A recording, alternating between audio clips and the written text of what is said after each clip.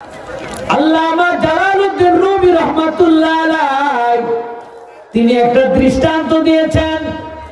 মসনবে রুমির মধ্যে লিখেন, এক কৃষক চাষাবাদ করতে যায়, নাঙ্গল ফেলতেছে ক্ষেতের মধ্যে।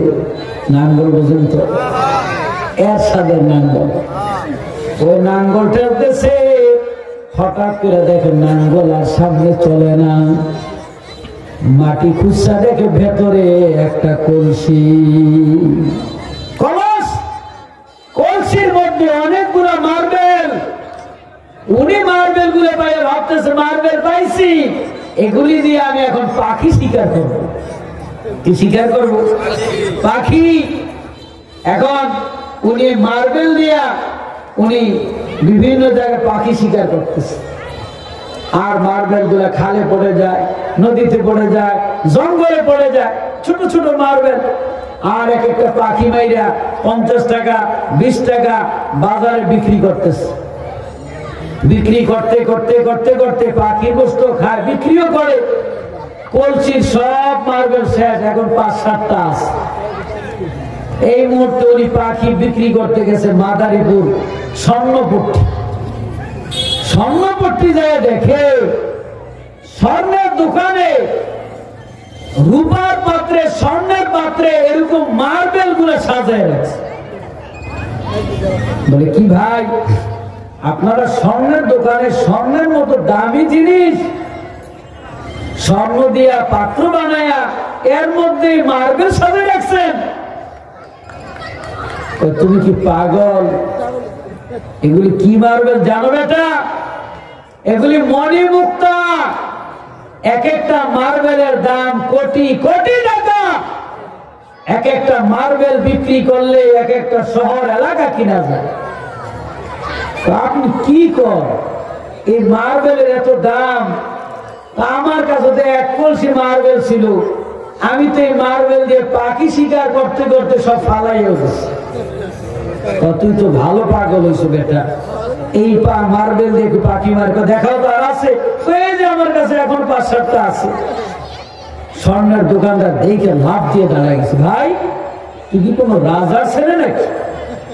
তুই কি কোনো রাজার বংশধর? না, আমি তো এগুলি লাঙ্গল ঠেলতে যায় খেতে পাইছি। তো জানো বেটা, এক একটা পাথর বিক্রি করলে তুই মাদারীপুর, মোস্তফাপুর এরকম এক একটা শহরের মালিক হয়ে যেতে পারে। এখন উনি আফসোস করবে না চুপ করে থাকবে? এখন আফসোস করে, হায় হায়,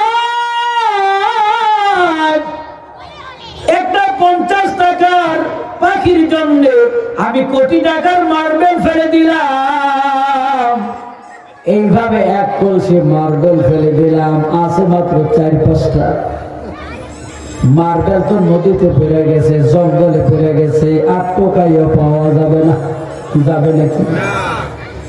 এখন আফসোস করলো, কাজ হবে না,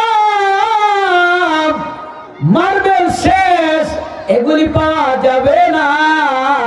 আল্লামা রুমি রাহমাতুল্লাহ আলাইহি বলেন, ওই মার্বেল গুলো হলো তোমার এক একটা সেকেন্ড, এক একটা মিনিট, এক একটা ঘন্টা, এক একটা সপ্তাহ, এক একটা দিন, এক একটা মাস, এক একটা বছর। তোমার এই মার্বেল গুলা চলে যায়, তুমি হেলায় হেলায় কেটে দিচ্ছ সময়, ভাবতেছ এগুলির কি দাম। সময় কাটাই, লুডুগর খেলা, ক্যারাম বোর্ড খেলা, আজে বাজে আড্ডা দিয়া সময় নষ্ট করে। যখন আজরাইল সামনে হাজির হয়ে যায়, তখন ক্ষমা চাওয়ার জন্য 1 মিনিট সময় আর দেওয়া হবে না। কি দেওয়া হবে? কি জোরে বলেন? দেওয়া হবে। সময়ের মূল্য তার কাছে জিজ্ঞেস করেন যে 2 মিনিটের জন্য বিমানটা ফেল করছে। সময়ের মূল্য তাকে জিজ্ঞেস করেন যে 1 মিনিটের জন্য ট্রেন মিস করেছে। সময়ের মূল্য তাকে জিজ্ঞেস করেন যে 5 মিনিটের জন্য লঞ্চটা ফেল করছে। কিন্তু সময়ের মূল্য দিতে না জানা, এটা কত বড় বোকামি রে বাবা। এই জন্য আল্লাহ পাক সময়ের কসম করে তালিম দিলেন, ওয়াল আসর, সময়ের কসম, বান্দা তোমরা সময়ের মূল্যায়ন করো।